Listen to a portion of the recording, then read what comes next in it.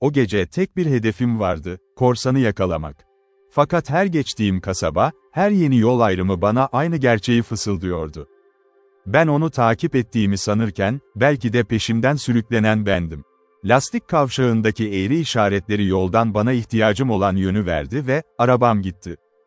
4 ya da 5 dakika içinde koşarken buldum. Bir kasabanın elektrikli ışıklı sokaklarına girdi. Mekan terk edilmişti ama sonunda bir polis buldum ve ondan bir şey görülüp görülmediğini sordum. Korsanı duydum. Bunu yapmama gerek yoktu. Korsan arabasının görünümünü tarif edin. Şöyleydi, ülke genelinde Lord Belediye Başkanı olarak tanınır. Koç gibiydi ama hiçbir şey görmemişti ve sessizdi. Kasabadan geçmediğinden emin oldu. Bir sıradan araba, benim arabamdan yaklaşık yarım saat önce geçmişti. Varış ve polis memurunun arabayı tanımladığı çok berrak değildi. Yeterince yakındı ki bana Mannering'i hatırlattı. Sanırım tarif ettiğiniz adam benim bir arkadaşım, dedim ki. Hangi yöne gitti? Colchester yolundan doğrudan gitti, şaşırtıcı cevap. Colchester yolu mu? Sordum. Hangi kasaba o zaman, bu mu? Burası Chelmsford, efendim, diye yanıtladı, bir sürpriz benimkine eşit. Korumasız sorumun uyandığını görebiliyordum. Benden şüphelendiği için aceleyle şunu belirttiğim. Ne kadar hızlı seyahat ettiğimi fark etmemiştim, ekledim. Başka bir kasaba olmadığını bilebilirdim. Oradaki büyüklük. Korkarım, diye ekledim, eğer beni tanısaydın. İlçe dışında ise, sabah bankta. Ben de hıza aldırmıyorum, efendim, yollar açık, diye belirtti, ama trafik olduğunda. Yoğun, başka bir mesele. Onun sağlam sağduyusunun bir ödülü olduğunu düşündüm. Neyse, bir tane aldı ve neşeli bir iyi geceler. Arabamı öyle bir hızda çalıştırdım ki umut verdim. Rastladığım başka bir polis memuru. Az önce aldığım kişi kadar zeki olduğunu göstermek ayrıldılar. Chelmsford'a yaklaşık 22 mil uzaklıktadır Colchester'a kadar ve yağlı olmasına rağmen yolun bazı kısımlarında mesafeyi 30'da başardım. Dakikalar. O dakikaların her birinde yapabileceğimi bekledim. Mannering'i geçmek ama onda hiçbir şey görmedim. Ve Colchester'a geldiğimde ise bunu düşünmeye başladım. Bir yan yolda beni kaçırmış olmalı. From Colchester'daki sorgularımda öğrendim ki, hala doğru kokudaydı. Ama çok şaşırtıcı ama eski arabayı sürdüğünü keşfetti. Her zaman daha fazlasını hakereleyemeyeceğini iddia etmişti. Saatte 10 ya da 14 mil hızlanıyordu, hala yarım metreydi. 1 saat önümde. O hala şehirden uzaklaşıyordu ve ben de peşinden gittim. Detaylı detaylar vermeme gerek yok. O geceki yolculuğumdan. Gün doğarken Ipswich'e geldim ve gündüz vakti Wycombe'ın uzun, dağınık caddesinden geçtim. Pazar. Mannering hala önde duruyordu ve ben de peşinden gittim. İnatla. Saxmundham'da duydum ama ne zaman Bulitbör'a sordum, onu özlediğimi fark ettim ve onun izine düşmeden önce Yoxford'a geri dönmem gerekiyordu. Yine Halesworth'a giden yan yolu seçmişti, oradan Beccles yönüne geçti. Bu sırada benden 1 saat öndeydi ve Beccles'tan Yarmouth yolundan ayrılmıştım, ben de devam ettim. Cesaret ettiğim kadar hızlı. Tam olarak en yüksek hızım değildi. Çünkü bu zamana kadar hem yorgun hem açtım ve bilinmeyen yollarda yüksek hızda seyahat etme zorluğu. Gece kafam uçuruyordu. Bunu biliyordum, tabii ki. Yakında yiyecek ve dinlenme bulabilirim, yakında sağlıklı olacağım. Hiçbir şey. Yarmouth'a ulaştığım anda gittim. Bir otele gitmek, kahvaltı sipariş etmek, sıcak bir banyoya çekilmek. Hazırlanıyordu ve doğrudan sandalyemde uyudum. Yemeği yemiştim. Garson beni saat 10 civarında uyandırdı. Aşağı indim. Sahile gidip yüzmeye daldı ve geri döndü. Otele kadar gittiğinde, garsonu sipariş edip yaparak şaşırttı. Ayrılmadan önce ikinci bir kahvaltı hakkı oldu. Otelden ayrılırken ilk düşündüğüm şey şu oldu. Tankımı doldurdum ve o da bitince birkaç tane gönderdim. Tellerden, biri Evie'ye, diğeri Forrest'a hitaben, kendi evimde. Her birine iletişim kurmalarını söylüyorum. Bir şey olursa Sudguru Hall'da benimle birlikte olurdum. Bunun için eğer mümkünse evimi ziyaret etmeyi düşünüyordum. Bunu başarabilir. Sonraki işim Mannering'in izlerini aramaktı. Yarmouth'ta, ama emin olmam biraz zaman aldı. Hayal ettiğim adamın kıyıdan ayrıldığını. Caister üzerinden geçen yol. Onu takip etmek zahmetli bir işti. Norfolk yollarından geçti, çünkü döndü ve çift yaptı. Sanki bir peşinden kokuyan sapmaya çalışıyormuş gibi, ve öyleydi. Saat 1, sonunda ana yola çıktım. Norwich ile Cromer arasında. Orada sonunda kaybettim. Esas olarak günün güzel geçmesi gerçeği yüzünden. Ve bunun sonucunda çok sayıda motorlu araç yollarda kaldı. Bu zamana kadar düşüncemi iyi düşünmeye başlamıştım. Eylem biraz aptalca değil, ama şu şekilde yolculuğum tamamen boşa gitmemeli, diye karar verdim. Cromer'e koşmak, orada öğle yemeği yemek ve ardından devam etmek. Sheringhama, evim olan Hoşköy'ün yakınına. Konumlandığı için düzenlemeler yapmak için fırsatı değerlendirin. Evinin ziyareti için teyzemle. Bu plana uygun olarak, yarım saat sonra, Royal Hotel'in yemek odasına girdim. Cromer. Şaşkınlığımı gördüğümde tahmin edebilirsiniz. Menir'in, pencerelerden birinde bir masada oturuyordu. O girişimi izledi ve ayağa kalkarak içtenlikle selamladı. "Meram, Sutguru," dedi. "Bu gerçekten bir hoş geldin sürpriz. Senin ne olduğunu hiç tahmin etmiyordum. Bu bölgede. Eğer seçseydin, sanırım seçmezdin. Maceralarının sahnesi için," diye yanıtladım. Yayılan şaşkınlık ifadesi. Yanıtımda yüz hatları o kadar mükemmeldi ki kendimi. "Tüm şüphelerim yok olmaya başlıyor. Seni takip etmiyorum," diye belirtti. Tavrı ya en iyilerinden birinin sonucuydu. Hayatımda hiç görmediğim oyunculuk parçaları ya da anlamımın tamamen farkında değilim. Beni etkiledi. Unutmayın ki şüpheli olanlar vardı. Onu motor korsanı ile bağlayan koşullar, ancak şu ana kadar tek bir doğrudan kanıt yoktu. Biraz yavaşlatmanın en iyisi olduğunu düşündüm. "Ah," diye belirttim. "Sadece senin eski arabanla kayıtları kesmeye çalışıyor." Sakin bir şekilde gülümsedi ve cevap verdi. "Belki de öylesin. Gerçeğe düşündüğünüzden daha yakın. Yeni bir motor aldım. Arabada sabitlenmiş, benim de fikrim ve onu buluyorum. Oldukça iyi bir tempoda seyahat ediyor. Bu yüzden evden ayrıldım. Dün gece. Yağmurdan sonra yollarında öyle olacağını düşündüm. Kesinlikle bana fırsat verecek kadar net olmalısınız." Adil bir test yapıyordu. Motor, bir modelin bir modelidir. Bahsettiğim yeni araba için tasarım yaptım, en son. Gece miydi? Hayır, bir gece önce. Onun güvencesi beni oldukça şaşırttı. Tavrı hiçbir şekilde varlığından yoktu. Şüphe konusu olduğunun çok farkındaydı. "Korsanla tanışmaktan korkmadın mı?" "Birinci, dün gece yurt dışında olduğunu duydum," dedim. "Korkuyorsun," diye acımasız bir şekilde söyledi. "Korkuyorum. Tek korktuğum, Scotland Yard'ınızın bir kısmı. Arkadaşlarım onun yakalanmasında önceden yanımda olacak ve bu bana özel bir cazibe uyandıran bir macera, çünkü burada benim üzerimde iz bıraktı." Kendi evini tıklattı. Omuz, ciddi şekilde omuz. Kendime söz verdim. Bu yarayı faizle geri ödemek. Sanırım burada onunla karşılaşma ihtimalimiz de en az o kadar yüksek. "Her yerde olduğu gibi," diye yorum yapmaya cesaret ettim. "Umarım öyledir," diye yanıtladı. "Ama ben durmuyorum. Burada uzun süre buradayım. Gece için bir yatak tuttum, çünkü dün geceden sonra kendimi aşırı yorgun hissediyorum." "Kaç. Ama seni buraya ne getirdi?" "Sen mi? Motorlu? Öncelikle seninle konuşmak istedim," ben yanıtladı. "Benimle mi?" Sesindeki hayranlık. Açık. "Evet," dedim, "bu benim temel amacım." "Ama adresimi nasıl buldun?" "Ben hayır bırakmadım. Herhangi biriyle konuşur. Sonra anlatırım," dedim. "Konuşmak için bolca zamanımız var," diye yanıtladı. "Eğer en ufak bir zorlukta bulunabilirsem. Yardım, hizmetinizde olduğumu garanti etmeme gerek yok. Ama önce öğle yemeği yesen iyi değil miydi?" Aşağı indirdi. Sesinin tonu. "Garsonların bunu istemediği sürece senin işlerine tanışıyorum, ne düşünmeliyim? Dışarıda çok daha iyi ifade edilebilirdi diyebilirsin. Burada ne iskele ne de esplanade pek ziyaret edilmiyor. Yılın zamanı. Öneri o kadar doğal ve makuldu ki. Bir an düşündükten sonra kabul etmeye karar verdim.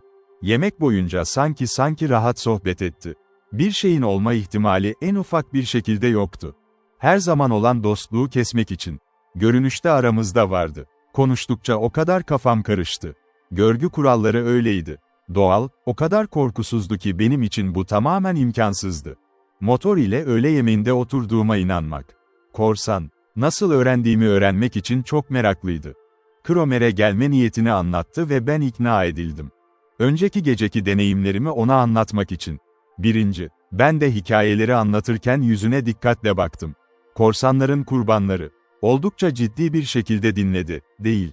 Hatta söylediğimde yüzünde beliren bir gülümseme bile.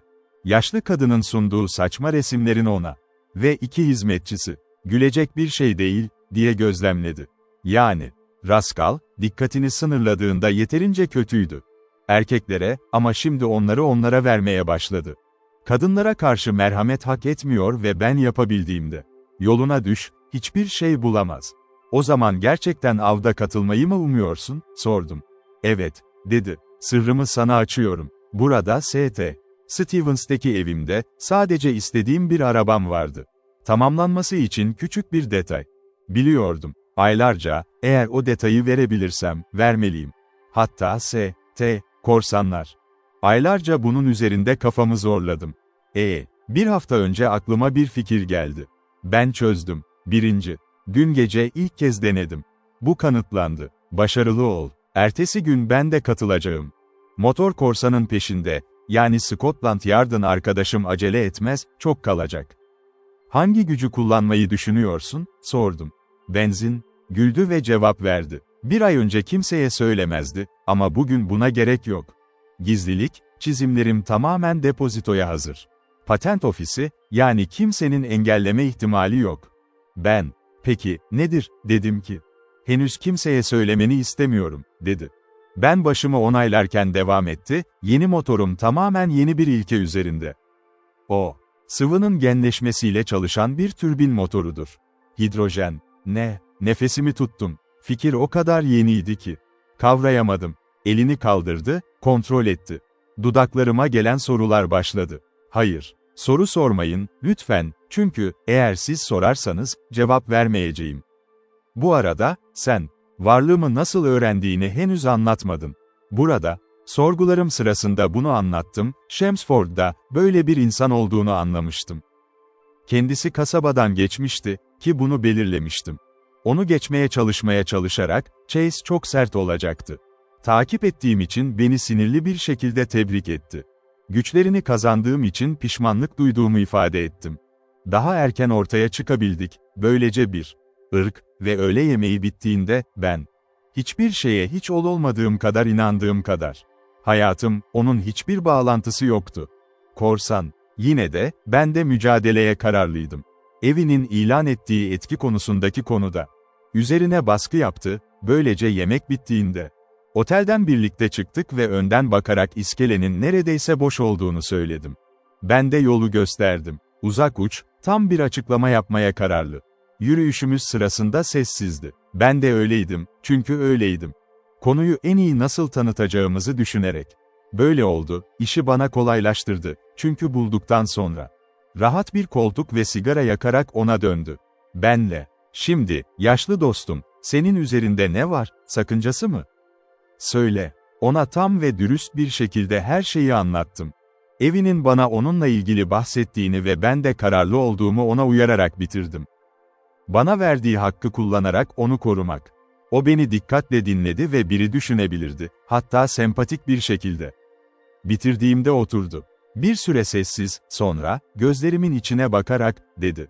Sanırım Sudguru, sana bu hikayeyi anlatırsam. Bayan Maitland üzerinde kullanmam gereken etki benim için mutlak bir haber, inanmayacaksınız. Ben mi? Şaşkındım ve şaşkınlığım olmalı. Yüzüme görünürdü. Çünkü devam etti. Şaşırabilirsin ama benim kadar değil. Bana söylediklerine göre oldu. Gerçekten, tüm hikaye en çılgın saçmalık gibi geliyor. Ben, hiç duymadım. Öfkeli bir karşılık vermek üzereydim ama kontrol etti. Ben bir jestle, herhangi bir kırıntı yapmak istemiyorum, dedi, çünkü ben yapabilirim. Konuyla ilgili duygularınızın ne olması gerektiğini tamamen anlayın.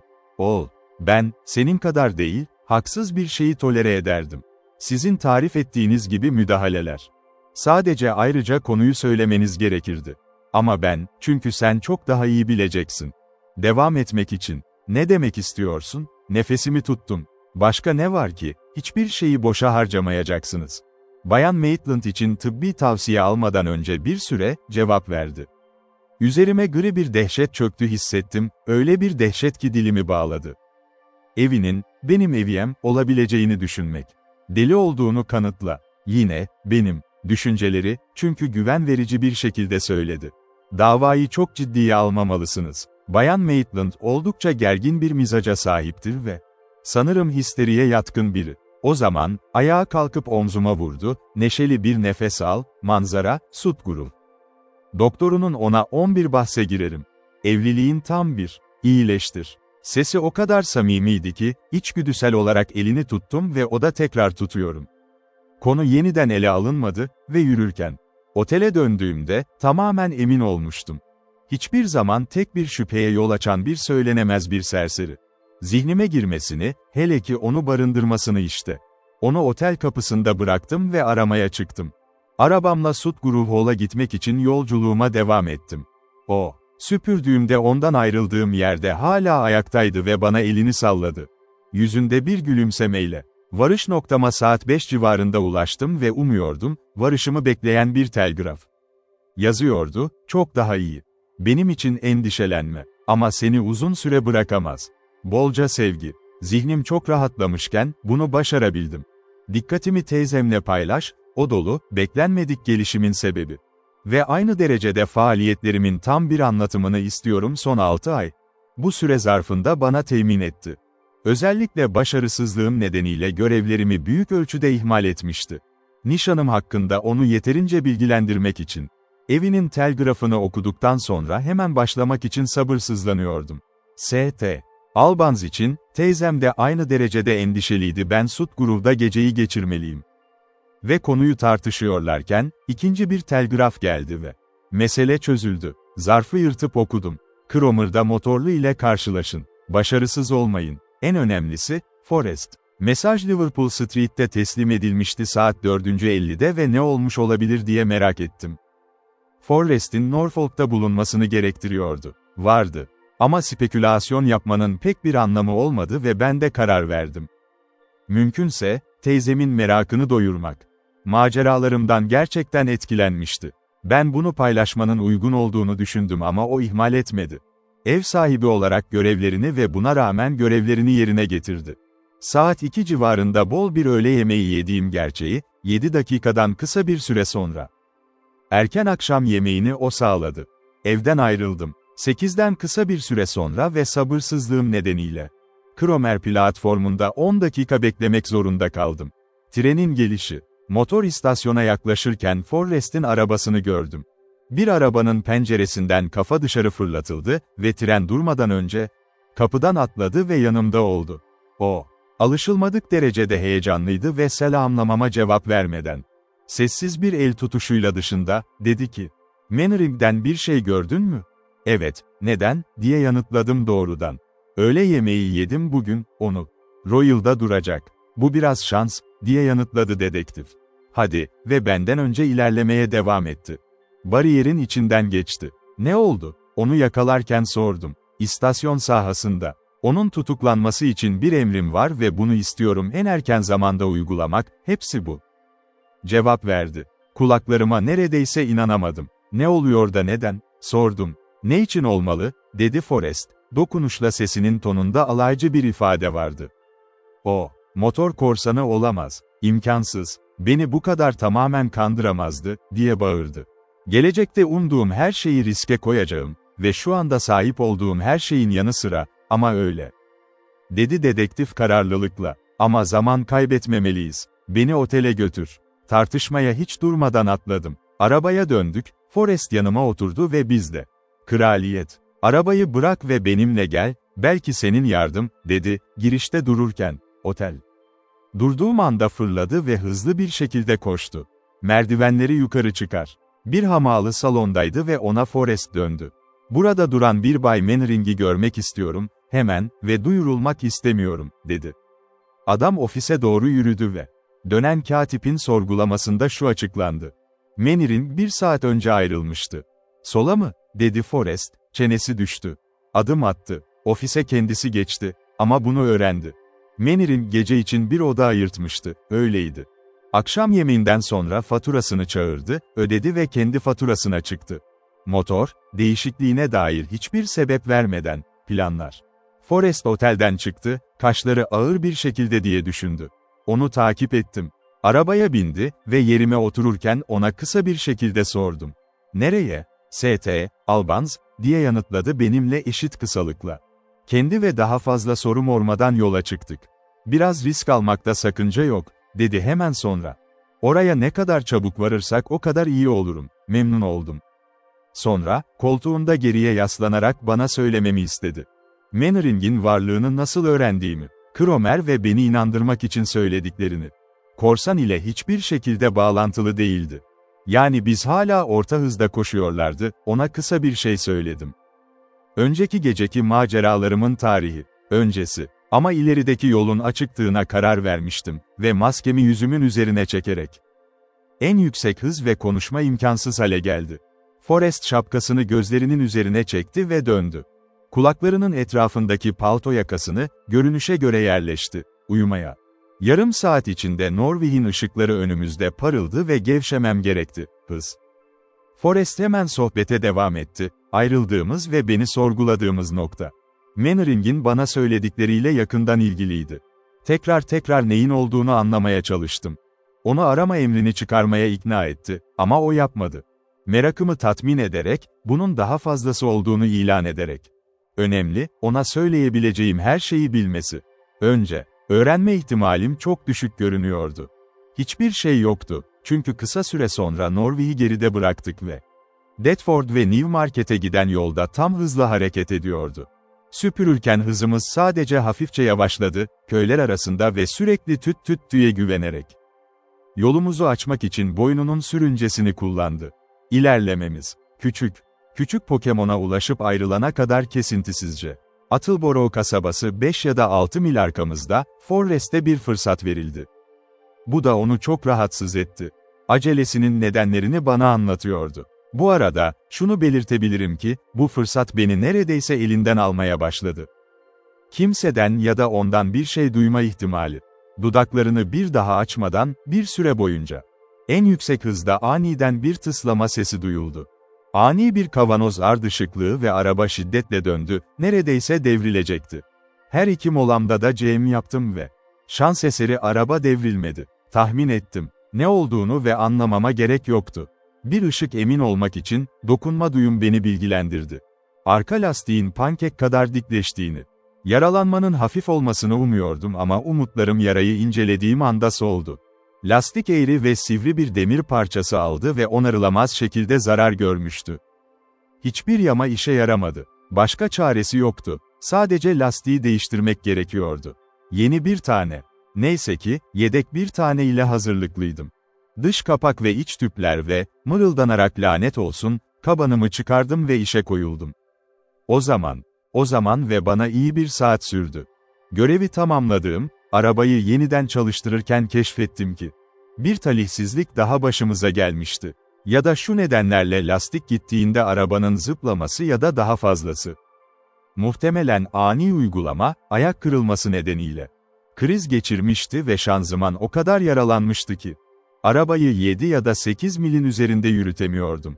1 saat. Hasarı düzeltmek için elimden geleni yaptım. Yatıyorum, yolun ortasında sırt üstü yatıyor ve tüm. En akıcı üyeler tarafından onaylanan dil.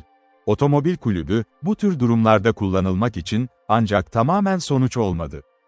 Tam olarak nerede olduğumuzu bilmiyordum ve duygularımı yatıştırdıktan sonra, en iyisi olduğunu düşündüm. Koşarak bir kasabaya vardık. Uzman yardım almak mümkün olabilir. Ve bu sıradan bir ortamda ilerlerken oldu. Forrest'in bana nedenlerini anlattığım oda. Kaygısı. İlk başta, dedi, Theorin. Mannering'in hizmetkarları tarafından bulunan aygılık doğru çıktı. Winter'ındı. İlk iş olarak Saint Albans'a vardım. Bu sabah ve notunu aldıktan sonra düzeldim ve kızlarla röportaj yaptı. Bana, süs eşi. Onu Winter'a götürdüm, o da teşhis etti. Her yerde buna söz veririm. Bunu yaptığımda, bana telgraf gelmişti ve adamın görmüş. Winter'ın evine getirdim. Bir sonraki trenle kasabaya gidip doğrudan tersaneye gitti. Sonunda bir şey bildirebildiğim için minnettar, kesinlikle. Üstelik, bir arama emri almak istedim. Herkes bunu fark etse, ben de idare edebileceğimi biliyordum. Londra'da kırsaldan daha iyi. Yard'a uğradım, Bow Street'e koştum ve emri aldı ve talimat vermek üzere tersaneye geri döndü.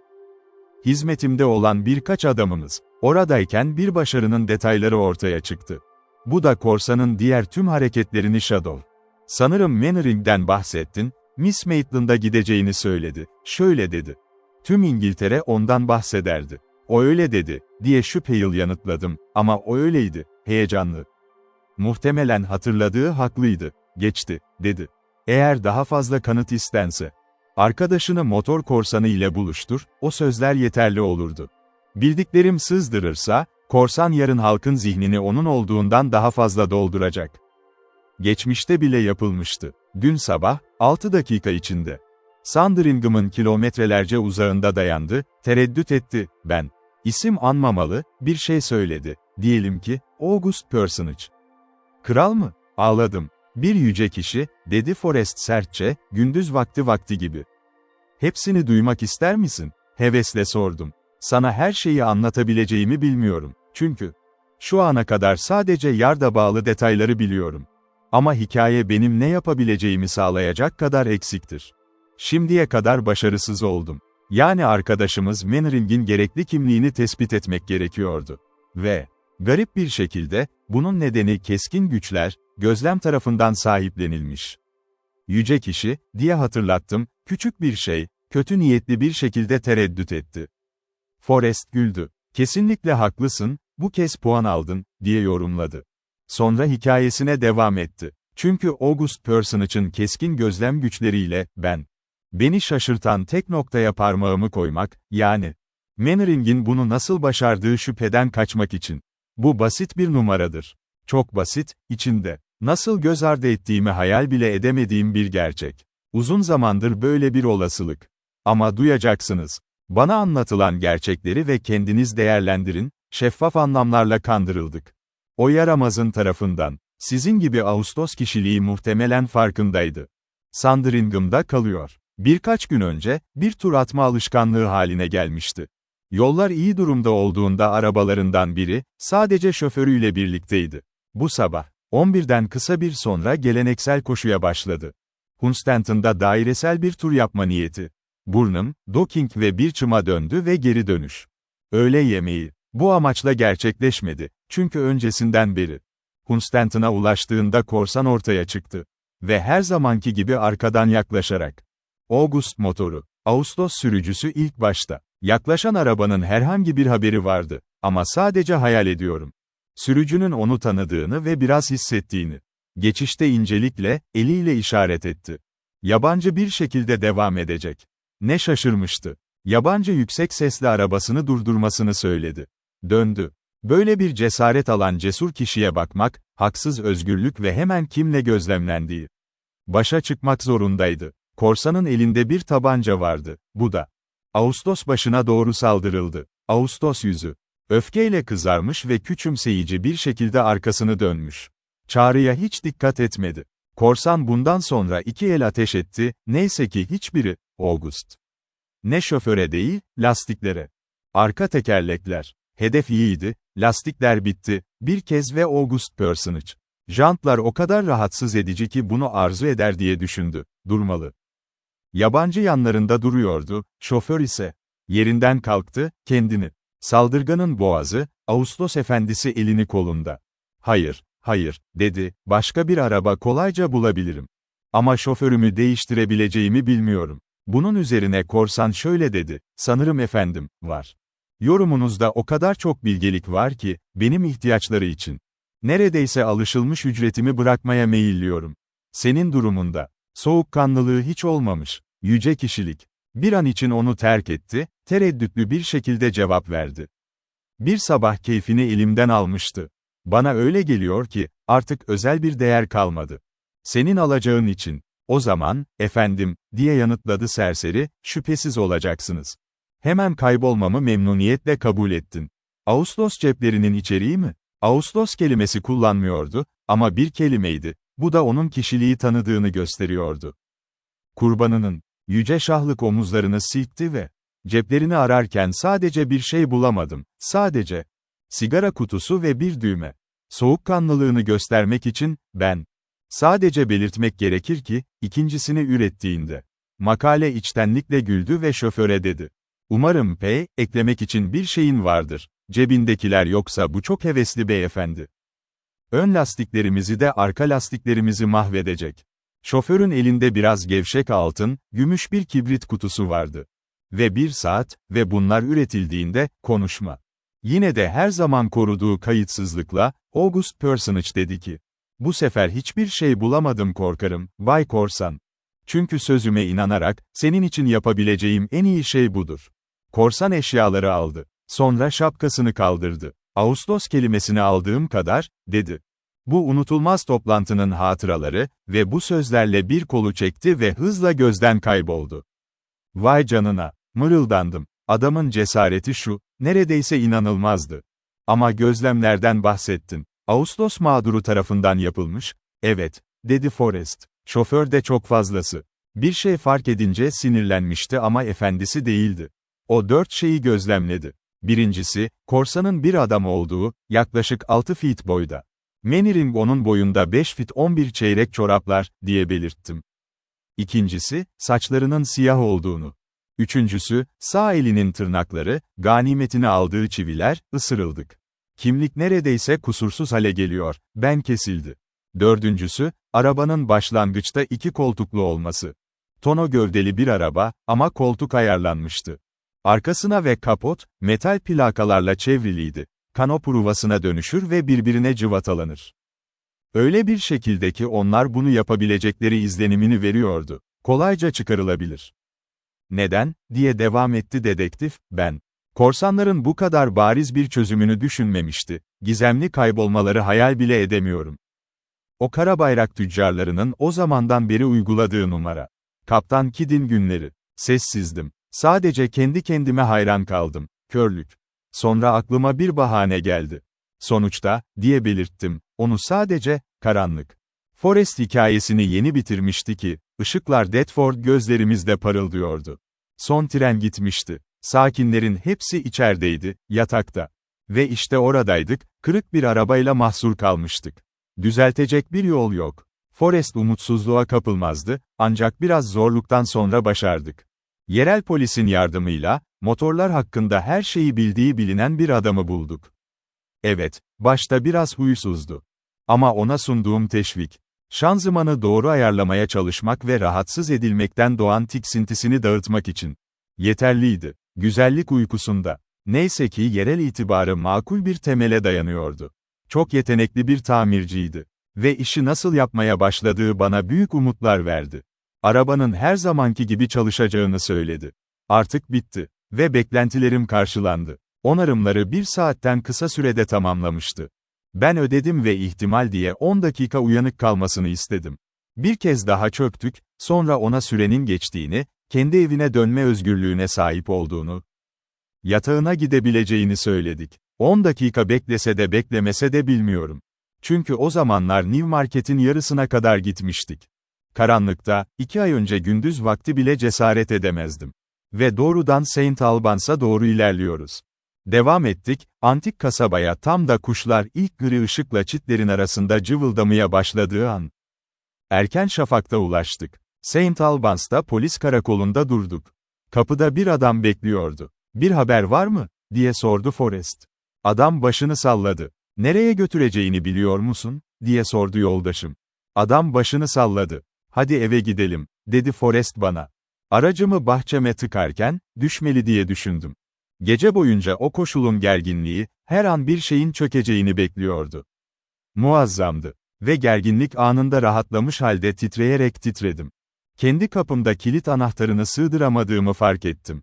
Bunu dedektife vermek zorunda kaldı. Gördü benim neyim olduğunu. Ve o an içeride, çalışma odama doğru yol gösterdi. Beni aşağı itti bir sandalye ve bana viski gazoz karışımı. Ben hiç hayatımda bir içki için daha minnettar olmadım. Beni çekti birlikte. Ve hayal ettiğimden daha kısa sürede, 70 tane daha başarabilirmiş gibi hissettim. Durmadan kilometreler. Sinirlerimin tekrar sakinleştiğini görünce, Forrest bir şeyler yememizi önerdi. Ben hiçbir şey istemediğimi ilan ettim. "Uyumaya vaktin yoksa, formda kalmak istiyorsan en iyisi iyi beslenmek," diye belirtti. Ayrıca, bir avcının sahip olduğu kadar açım. "Haklı. Bu karar veriyor," diye güldüm. "Kendimiz için yiyecek bulmak zorunda kalacağız. Hizmetçiler hep uyuyor." Kilere ulaştık ve orada bulduğumuz soğuk turta ile bol bir yemek yaptık. Doğrudan bittikten hemen sonra şu yöne doğru yola çıktık, Mannering evde. Karşıya vardığımız anda ev, Forrest durdu ve alçak bir ıslık çaldı. Öyleydi, hemen işçi kostümü giymiş bir adam cevap verdi, karşıdaki çitin arkasından ortaya çıkan ev. "Bu gece burada olan var mı, Lever?" diye sordu Forrest. "Kimse," diye yanıtladı adam. Hizmetçiler yaklaşık 10 dakika sonra teslim oldu. "Hiçbir iz yok, o günden beri o yerle ilgili bir tane var." "Sorun değil," diye homurdandı Forrest. "Geldiğinde ona hazır olacağız. Var mı aletler?" Adam hızla Forrest onu kontrol ettiğinde çitti. "Olduğun yerde kalsan iyi olur," diye tavsiye etti. "Dışarıda durmayın ve ıslık çalarsam hemen gel." "Peki efendim," diye yanıtladı adam. Çitte bir boşluk bırakarak küçük bir çamoy deri çanta teslim ederken, Forrest'in tutuklamayı gerçekleştirmek için hangi adımları önerdiğini hiç bilmiyordum. Ben de ona sordum ve o sefer planını kısaca açıkladı. "Görülebiliyor," diye belirtti. Mannering'in kılık değiştirmesinin tamamlandığından o kadar emindi ki, "Geri dönmekten hiç tereddüt etmeyeceğim. Tahmin ediyorum," ayrıca hikayede bir gerçeklik unsuru olduğu da motorunun yapımından bahsetti. Eğer bu durumda kendi atölyesi, tankını doldurabileceği tek yer olurdu. "Olacağız o noktayı çok birkaç dakika içinde belirleyebiliyorum. Eğer sıvı gaz üretmek için herhangi bir tesis bulabiliriz. Adamımızı birkaç saat içinde yakalayacağımıza güvenin. Eğer bir fare kokusu alıyorsa ve biraz pratik yapıyorsa limana gidip ülkeden çıkın," diye belirttim. "Bu ihtimal karşısında görülür," diye yorumladı dedektif. Açıklaması polisin elinde krallıktaki her limanda. "Hatta değiştirse bile saçının rengini almayı başaracağını sanmıyorum, uzaklaş. Önerdiğim, gizli kalmamız at arabasında ve dönüşünü beklemek." "İçeri nasıl gireceğiz?" sordum. Forrest çantadan bir sürü iskelet anahtar aldı, Lever ona uzatmış ve gözlerinin önünde sallamıştı. "Krallıkta hırsız yoksa, daha iyidir sağlandı," dedi ve kilit üzerinde çalışmaya başladı. Hemen. Kilit sıradan bir kilidi ve çabaları hızla başarılı oldu. Kapı açıldı ve biz çıplak, taş döşenmiş bir araba evine hevesle girdi. Tam tersi yoldan girdiğimiz kapı benzer bir kapı içeride açılıyordu. Açık solda, büyük bir kaydırmalı kapı yerine sabitlenmişti, bu duvar. Araba evini ahırlardan ayırmıştı. Girdiğimiz kapıyı tekrar kilitleyerek, Forrest soldaki kapıya doğru yol açtı. Açılmıştı. Ve geri sallanırken hayranlık dolu bir çığlık yükseldi dudaklarım. "Sus, dedi dedektif uyarıcılıkla. Ama bu çığlığı bastıramazdım. Çünkü önceden oradaydı, 2 kez gördüğüm arabanın bir replikası duruyordu. İlk başta farkın tek bir noktası vardı. Korsan arabası siyahtı. Bu ise alüminyum ve parlak gümüşi beyaz. Ama çizgiler çok benzerdi. Kısa sürede şu sonuca vardım. Önümüzde gördüğümüz araba, korsan kötü niyetli işiyle meşgulken kullanmıştı. Lastiklere bir bakış, onların hiç yola çıkmadığına inandırdı. Ve tekerleklerin daha küçüktü, gövde hatları tamamen daha inceydi. Bu konuları Forrest'e gösterdim, o da katıldı. Bu özel arabanın o araba olamayacağını, bu da, Ağustos Personage, önceki gün açıklama yapmadığı. Taahhüt etmedi kendini daha da ileriye. Yakından incelemeye çok zaman harcamadık. Arabanın diğer içerikleri için dikkatimizi çekti. Kendimizi uzun bir sürede bulduk. Atölye. Duvarlarda pencere yoktu. Ama mekan, açık bir tavan penceresiyle bolca aydınlatılmıştı. Kuzey yamacının neredeyse tamamı boyunca çatı. Büyük kapının sağında, yanımızda iç atölyeye girmişti, küçük bir oda vardı ve orada. Muhtemelen bir zamanlar bir koşum odası olarak kullanılmış. Çünkü bu süreçte başka bir kapı bahçeye açılıyordu, ama bu çıkış açıkça hiç kullanılmamıştı. Çünkü kapı vidalarla sabitlenmişti. İçindekiler birkaç kırık sandalye ve bazıları ceketler ve halılar duvarlara asılmış kancalara. Birlikte çeşitli küçük seçeneklerle birlikte raf. İçindekilere sadece kısa bir bakış attım. Bu da dikkatimi çeken bir makine tesisi, K.A.S. büyük oda. Tesadüfen bir zamanlar bir fırsatım olmuştu Kraliyet Kurumu laboratuvarını denetlemek. Ve hemen fark ettim ki Mannering bir tesis kurmuş. Bir veya diğerini hazırlamak için sıvı gazlar. Bu deneyim olmadan, sanmıyorum tahmin etmem mümkün olurdu tesisin tasarlandığı amaç. Böyle alıcıyı keşfetmekte hiç tereddüt etmedim, sıvı gaz damıtıldı. Ve biraz izin verdiğimde doldurulduğu sıvının bir bardağa aktardığını ki bu benim için faydalı oldu. Ve havanın bir yağmur halinde düştüğünü gördüm. Buharlaşırken küçük kar taneleri vardı. Bunu biliyordum, Manning bana tam gerçeği söylemişti. Sıvı hidrojenin güç sağladığını bildirdi yeni arabası. Bu konuda tatmin olduktan sonra diğerini inceledim, mekanın içeriği. Bence buna bir ihtiyaç yok, keşfettiğimiz her şeyi özgürleştirmek için. Hafızam bile bana hizmet etti. Pratikte atölyede yeterli böyle bir araba yapmak için mühendislik ekipmanı ortada. Ama bunun bir kolaylık olmadığını düşündüm motor parçalarının dövmesi için.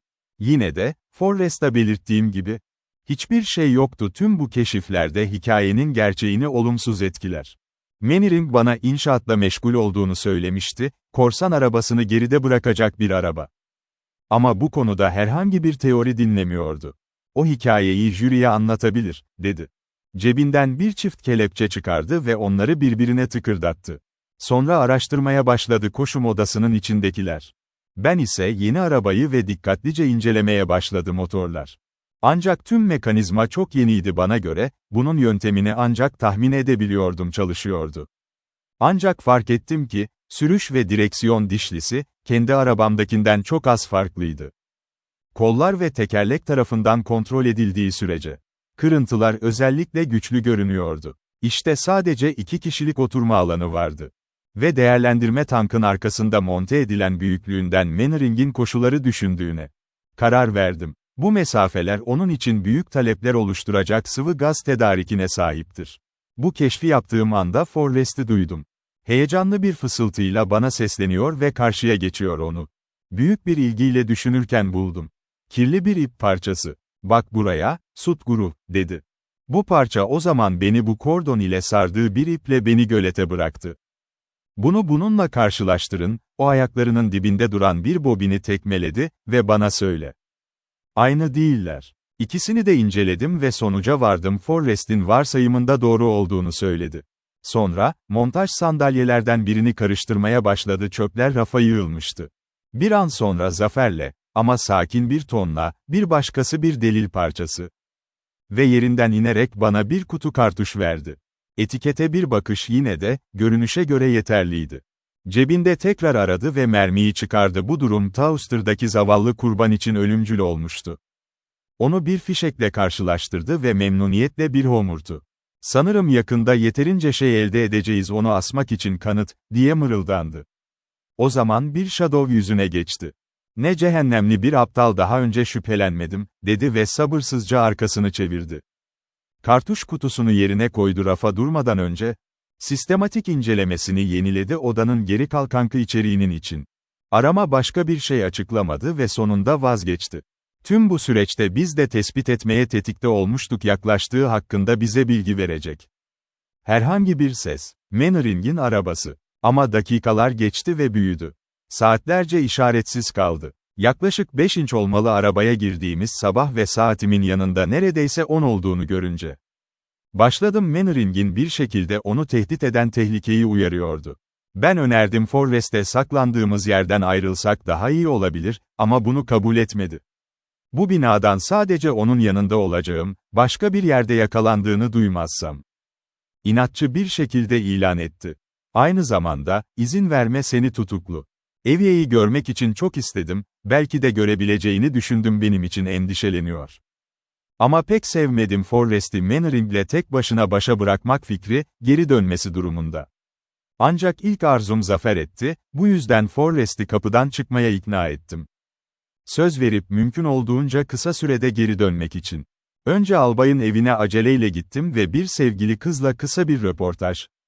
Ona ne olduğunu anlatıyor ve yakında olabilecekleri gelecek. Sonra kendi evimde bir sepet vardı, bol bir öğle yemeğiyle dolu. Sunmayı unutmadan birkaç şişe şampanya ve böylece sağlandı. Daha az bir yokluktan sonra araba evine döndüm, 1 saatten fazla. İş aletime karşılık olarak Forrest beni kabul etti, yükümü görünce gözleri memnuniyetle parladı. "Gerçekten düşünceli," diye söyledi. Ben sepetin kapağını kaldırdı ve içindekileri gösterdi. "Umarım dostumuz piknikimizi bozmaz, ortasında varıyor." Böyle bir tartışmadan kaçınmak için harekete geçtik. Yemeğimizi hemen çok iyi iştahlarla yedik. Ne zaman bitirmiştik, Forrest nasıl hissetti bilmiyorum ama ben şaşırtıcı derecede uykuluydu. Her türlü yöntem denedim. Gözlerimi açık tuttum. Ama mekanın sessizliği, serinliği ve Air odasının hafif ışığı, burada Forrest. Bizim kalmamızın en iyisi olduğunu düşündü, çok fazla direniş güçlerim için ve uykuya daldım. Birkaç saat uyumuş olmalıyım, yoksa üçüncüsü. Aniden bir el koyularak uyandırıldım, ağzımda bir ses fısıldıyordu. Uyan, adamım, uyan. Zaman yok kaybediyor. Bir anda kendime geldim. Forrest beni şiddetle sarsıyordu. Aynı anda yaklaşan bir motorun zonkladığını fark ettim. Sesi tanıyan dedektife döndüm. İşte Manning, diye fısıldadım. Evet, diye yanıtladı yoldaşım. Yemin edebilirim sesi her yerde tutar. Sinyal verene kadar, 1 santim bile kıpırdama, diye fısıldadı Forrest. Kulağıma koydu, tamamen uyanık olduğumu görünce hemen yankılandı. Tamamen sakindi ve kapıyı sırayla kapattı atölye. Araba dışarıda durdu. Izgara sesini duyduk, kilitteki anahtar ve kapının menteşelerinde gıcırdaması, açılırken. İkinci bir gıcırdatıcı ses duyuldu ve iç bahçenin kapısının giren kişi tarafından açıldı. Birkaç tane geldi, motordan daha fazla pantolon çıktı. Motor araba evi avluya açıldı ve sonra her şey sessizleşti. Dış kapının bir çıtlama sesiyle kapanması bize şu anda kritik an geldi ve kalbim yaklaşan ayak seslerini duyunca gümbürdü. Forrest işaret etti başımın üzerindeki boş bir kancaya ve nedenini anladım, saklanma yerimiz olarak. Koşum odasını seçmişti. Ayak sesleri yavaşça yaklaştı, sonra durdu ve bir görünmez adamın dudaklarından uzun, alçak bir kahkaha çıktı. Saklandığımız yerde keşfedilmiş olduğumuzu sanıyordum ve Forrest'a talimatlar için baktı. Hiçbir kası hareket ettirdi. Bir tazı gibi hazır duruyordu, tasmadan çekilmek üzereydi. Ayak sesleri tekrar yaklaştı. Kapı kolu bir el üzerine konduğunda sarsılmıştı. Kapı hızla açıldı. Forrest hızla öne atıldı. Manning'in yüzünü bir kez yakaladım. Çünkü öyleydi gerçekten o ve aniden öfkelendiğini gördüm. Öyleydi, korkunun solgunluğu değil. Gözleri parladı. Soyunmuştu, ceketini bir elinde tutuyordu ve çok hızlı Forrest'in kaynağıydı. O da onu hızlıca karşıladı. Diğer eli kapıdan hızla şimşek gibi geçti, sapı ve ceketin kenarını yakalayarak önünde giysi vardı. Forrest, tutuşunu kaybediyor, giysinin geniş kıvrımlarına ağır bir şekilde daldı. Manning'in kolları bir mengene gibi kapandı. Kapı sallanıyor, sırtım geçişimi kısa süreliğine kapatmıştı. Ben onu ittim açık ve Forrest'a yardım etmek için bir adım atmıştı. Manning herküz bir çabayla sallanırken dedektifi ayağa kaldırdı ve onu tam bir şekilde bana fırlattı. Muhteşem bir çabaydı ve ben bir öğle yemeğinin kalıntıları arasında Forrest ile birlikte çarpışmak üstümde. Tüm olay uzun sürmemişti, 20 saniye ve ikimiz de yeniden kazanmadan önce ayakları. Kapı çarpıp kilitlendi. Forrest ilk ayağa kalktı ve acele etti, kapıda öfkeyle kapıda. Sıkışmıştık. Kapı meşe ağacından güçlü bir ağacıydı ve hatırladım ki diğer tarafta birkaç cıvata ile sabitlenmişti. Dedektif kapıyı parmaklıklara bir ayı gibi baktı. Kafese ulaştı, ama hareket edemiyordu. Dişlerini gıcırdattı ve öfkeyle bembeyaz olmuştu. Diğer taraftan biz ağır nesnelerin hareket ettirme sesini duyabiliyordu ve düşmanımızın en büyük topu biriktirdiğini tahmin ettik. Atölyesinin kapının önünde bulunan eşyalar yapmak üzere daha güvenli. Ne sen? Sutguru, diye bağırdı dedektif. Düşünmeye durmayın, yoksa adamımızı kaybederiz hepsini. Gel, ikisi birlikte. Niyetini gördüm ve anlayabildim, o anın heyecanında lanetini affet. Birlikte kapıya fırlattık. Öyle oldu. 1 santim bile kıpırdamadı ve uzun, alçak bir kahkaha karşıladı diğer taraftan deneme. Tekrar deli gibi denedik ve yine ama bariyer hareket edilemezdi. Sonra etrafımda bir araç aradım, ne de kapıyı kırmama izin ver. Vardı, sadece sandalyeler vardı. Bu yüzden birinin bacağını kopardım ve Forrest'e geri çekilmesini emrederek başımın etrafında bir tahta parçası ve benim kadar sert vurdu, kapının alt panellerinden birine karşı koyabilirdi. Doğaçlama kulüp yarım düzine parçaya ayrıldı. Ama panel çatlamıştı. Forrest kendini sağlamıştı, bu arada benzer bir sopla ve darbelerini yönlendirdi, o kadar etkili ki. Panel dışarı sürüldü. Attım kendimi, boşlukta tutmuştum, zorla yolumu zorla kullanabileceğime güvenerek, tamam. Gördüklerim beni öfkeyle doldurdu. Tekerlekler, yeni araba hareket ediyordu ve gözümün önünde araba dış araba evine kayboldu. Bir işe yaramadım, açıklıktan geçmeye çalıştı, ama deneme umutsuzdu. Kabul etmek bile çok daraldı. Omuzlarım Geri çekilerek Forrest'e ne olduğunu anlattım. "Lever'ı tamamen unutmuştum," dedi ve düdüğü ağzına götürüp tiz bir şekilde üfledi. "Temiz." Sonra birlikte kapıya saldırmamızı yeniledik. Dışarıdan gelen bir bağırış sesi ve ardından bir tabanca atışı bizi deli gibi çalıştırdı ve bir saniye içinde, bir dakika, başka bir panel verildi ve biz de ulaşmayı başardık. Cıvatalar ve çekin makaleler, kapı her yöne devrildi, sonunda zorla, çok uzak. Çok geç kaldık. Dış kapı tamamen açıktı ve tam eşiğinde, Forrest'in talihsizliği vardı. Askerde yatıyor, kan damlıyor koluna kadar. Oturma pozisyonuna geçmeye çalıştı. Dışarı çıktık ve yolu yukarıya doğru işaret ettik. St. Albans'tan idi. "Gitti, efendim," dedi. "Yaralı mısın?" diye sordu Forrest, duraksadı. "Çok bir şey yok, omzunu kırılmış sanırım," dedi felsefi olarak acı çeken kişi. "Yardım göndereceğim," dedi yoldaşım peşimden koşarak yola çıktı, dehşet içinde durdum. Gözlerimle karşılaştığı şeyden etkilendim. 50 yard uzakta, giriş kapısının karşısında. Albay Maitland'ın evi, yeni araba hareketsiz duruyordu. Boştu. Kapı açıktı ve ben izledim, Mannering'in kapıdan çıktığını gördüm. Kollarında çaresiz bir kız figürü vardı. Yoktu, mağdurun kim olabileceğini tahmin etmem gerekiyor. Hatta ben onu görünce neden durduğunu sezgisel olarak anladım. 3. gün döneceğini Evie'ye söylememiş olsaydı, ona hazır olmasını mı istiyordu? Arabaya doğru koştum ama önce beni ondan ayıran mesafenin yarısını katladı. Yükündeydi ve yürüyerek takip edeceğimi biliyordum. Umutsuz ol. Yine de, uzaklaşırken bile bir parıltı belirdi beynimde. Bir yöntem var ki belki. Düşmanımla barışmak. Sadece bir tane vardı, şansım var. Ve sadece bir şans. Sevgilimi kurtarmak için korsana bağlı ve bu şans tamamen Mannering'in üzerinde olan arabanın olup olmadığı sorusu. Geri dönmüş model, aynı türde motorla donatılmıştı. Ayrıldığı yer. Deli gibi aceleyle arabaya döndüm, az önce bırakmıştım. Umutlarım sıfıra düştü. İşte arabada kesinlikle benzin kokusu vardı. Onlar ancak daha yakından bakınca tekrar ayağa kalktı. Çünkü gördüm hemen motorun bir türbin olduğunu. Ancak benzinin ise gerekli olanı güvence altına almak için bir şekilde kullanılıyor gazın. Genleşmesini sağlamak için ısı, motor, ama bir kez çalıştırıldığında genişlediğini görebiliyordum. Hidrojen, yeni arabada olduğu gibi, dahiyane bir şekilde gerekli ısıyı üretmek için kullanılır. O zaman memnun oldum incelemeye harcadığım kadar çok zaman harcadığımı korsanın kaçtığı araba. Çünkü ben güçlenmiştim bunu görmek için, keşke sıvı hidrojen bir tedariki olsaydı. Elde edilebilir bir şekilde, çılgın planımı hayata geçirebilmeliyim. Zaten tank neredeyse boştu, bu yüzden omzumu arabaya taktım. Atölyeye ittim. Mannering'in bunu boşa harcamadığı sürece, biliyordum. Hidrojen kaynağı bulmalıyım. Şükürler olsun, Mannering'in kabini boşaltmayı unutmuştu. Ve doldurmak, tankı ve kaplamanın somunlarını sıkıca vidalamak, arabayı açık yola sürdüm. Orada gördüm Forrest, araba evinin duvarına yaslanmış, bir tarif edilemez bir hayal kurgusu figürü var. "Gel, yardım et," bağırdım. Yüzüne parlayan ışık, ne olduğunu fark ettiğinde olağanüstüydüm. Hızla ileri atıldı, bir kez bana yardım ettim. Şimdi, ulaşma çabalarımda arabanın makineleri. Plakalarını keşfetmiştim. Mannering ise şeklini gizlemeye alışkındı ve bana daha fazla amacı yaptıkları fark ettim. Rüzgar direncini azaltmak. Böylece istersem arabadan tam hızı çıkarmak gerekirdi onları yerlerine yerleştirmek için.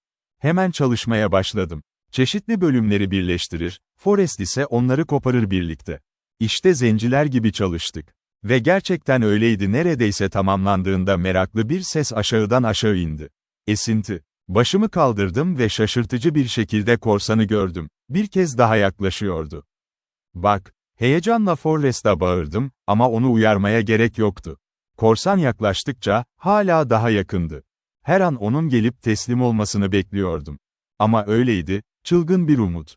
Bunu yapmaya en ufak bir niyeti yoktu. Bize yardım ediyor. Yaklaştıkça aniden arttı, hızı ve tam 60 mil hızla yanımızdan geçti. Forrest bir tabancağını parmaklarıyla işaret etti ama ateş etmeye cesaret edemedi. Merminin ince evi formunu bulmasından korkuyor ki, yanına yakın bir şekilde toplandığını gördük. Mannering güldü, yanımızdan geçip alaycı bir şekilde elini salladı. "Arabalı kulübede birkaç maske var," ben dedi sessizce dedektife. Kapıdan içeri fırladı ve bir an geri döndü, sonra onlarla birlikte, aynı anda bir şişe içine saplar cebi. Arabaya binmemiz ve onun kısa süreliğinde bunu başarmıştım. Motoru çalıştırırken hareket edebilecek bir konumdaydık. Bir kez. 100 yard boyunca o hızda ilerledik, arabayı kullanırken Mannering'i görmeye alışkındık. İnsanların gözü önünde ve gündüz ışığında. O zaman yoldaşıma bir uyarı sözü çektim. Hız değiştirme kolu. Etkisi harikaydı. Araba ileri atladı gibi oldu ve çitler aniden dönüştü, kendilerini uzun yeşil çizgilere çevirir. Öndeki yolda bir toz bulutu yönü gösteriyordu, Mannering almıştı, bu yüzden kolu ona bastırdım. Sınırını aldı ve takibi başlattı. Başka herhangi bir zamanda, korsanı kendi arabalarından biriyle kovalamama fikri beni ölçülemez derecede sevindirirdi. Ama düşüncelerim, bekleyen kader konusunda çok meşguldüler evi. Eğer kaçıranını geçemezsek yer açacak kadar yer bırakmak için, başka bir şey için. Tam olarak hangi hızda yaptığımızı söyleyemem, kesinlikle saatte 60 milden 80 yakındı. Ama hareketin akıcılığı harikaydı ve ben öyle hissetmedim, en ufak bir titreme bile vardı. Mannering Watford yolunda kaybolmuştu ve birkaç dakika içinde kuzey ucundan geçtik. Kasabanın ve kavşakta bir çocuğun yönlendirmesiyle, Rickmansworth'a gidiyordu. Forrest ve sürekli çılgınlaştırdı. Gevşedik, Rickmansworth'tan hızla geçin, çünkü sokaklar doluydu ve orada beyaz arabanın. 5 dakika ileride. Sokaklardan ayrıldıktan sonra araba tekrar gitti ve Uxbridge'e doğru hızla ilerledik. Açık ana Oxford yoluna varırken tekrar toz bulutu oldu, uzakta rehber olarak hizmet verdi ve bize şunu bildirdi. Mannering otoyolu geçti ve içeri girmişti. Slow'un yönü. Süreç bir süre zorluydu ama yol ise yavaşlamadım. Gerçi yol dar ve bir arabayla karşılaşmış olmak kesin olurdu. Yıkım. Yol bir süre sonra genişledi ve ben kazandığımızı sandım, çünkü toz bulutu gibiydi, daha yakın. Slow'un doğusundan, rehber olarak dolaştık, bulut da Çite doğru geliyordu. Oradan hızla geçiyorum. Küçük Liverside kasabası, polis ıslıklarını çalan bir tempoda arkamızdan üfledik, köprüye geldik. Thames'te ve burada avımızın olduğu bildirildi, henüz bir dakika öndeydi ve yöne doğru koşuyordu. Egam'dan 1 mil ileride, düz bir parçada yolda, ilk olarak kaçakları ve bir zafer çığlığını gördük. Dudaklarımda kaçtı. Ama biraz erkendi. Yine gümüş renkli araba yan yola dönüştü, bu yüzden. İstemem dışında zorlandığımı düşünerek, hızı yavaşlatmak için. Sonra bir kez daha ortaya çıktık. Ana yol, avımızı 100 kişiden fazla olmayan bir şekilde bulmak için. Uzun metreler uzaklıkta, geniş otoyola doğru ilerlerken. Ve burada, geriye baktığımda, ilk kez Mannering, onun izinden gittiğimizi öğrendik. O anda, aynı zamanda, sanırım böyle bir yarış başlayacak. Motor dünyasının tarihinde yakında eşi tutulamayacak. Her halükarda, katılmak asla benim şansım olmayacağına inanıyorum. Benzer bir hız denemesinde, en azından böyle sorunlarla, sonuçtan asılı olarak. Çıktıktan sonra Egam'a 1 mil uzaktaydık ve biliyorduk yol. Forrest'ten saatine göz atmasını istedim. Önümüzde yol açıktı, 3 dakika çeyrek daha sonra Sunningdale'deki demiryolu kemerinden hızla geçtik. Demiryolu istasyonu, zamanlama başladı. Ama ne kadar hızlı yolculuk etmiştik, davranış daha hızlı ilerledi. Bagsha'da vardığımızda, yarım dakika önde olduğunu öğrendik. Güzel çam arazisinde uçtuk. Rüzgarın kanatları, Hook'tan geçerek Basingstoke'a kadar uzanır. Bu sırada baştan ayağa baştan aşağı kapalıydık. Beyaz tozlu, daha çok çalışan taş ustalarına benziyor. Başka bir şey, ama nereye gidersek, Forrest'i tanıyordum, yolu kolaylaştıracak güce sahipti. Eğer olsaydı Scotland Yard'dan bir dedektif dışında başka biri varsa, biz. Basingstoke'dan asla geçememeliydim, çünkü orada. Polis, yaklaşımımız hakkında bir şekilde uyarılmıştı.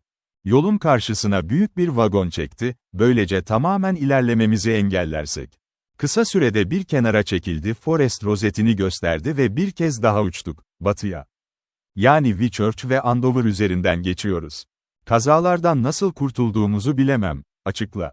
Providence, her iki takipçiyi de gözetliyor gibiydi ve peşinden koşuldu. Her zaman çarpışmanın eşiğindeydik, biriyle ya da bir şeyle. Kulübeler, arabalar, yayalar, bisikletçiler. Bitmek bilmeyen bir geçit töreniyle uçup gidiyor gibiydi. Ama hiçbir şeye dokunmadık. Andover'ı geçtikten sonra yol daha netleşti. Çünkü beklediğim gibi Salisbury'ye dönmek yerine Pirate, Amesbury ve Stonehenge üzerinden geçen yolu seçti. Salisbury Ovası'nı muhteşem bir hızla geçtik, ama şimdi kaçakları göremedik. Şimdi ve yine uzak bir toz bulutunun görüntüsü beni kaldırdı. Kısa süreliğine umut. Vincent'ında öğrendik, 3 dakika geride ve dişlerimi sıkarak kararladım. Hızımı tekrar düşürmem, ta ki geçene kadar. Kaçak veya Exeter'e ulaşan kişiler. Yol takdire şayantı burada ve o kadar istikrarlı bir şekilde koştuk ki, ama çitlerin yanından uçup geçti, belki de içinde oturuyorduk koltuklar. Ilminster'dan sonra yol dikleşti, ancak yılın henüz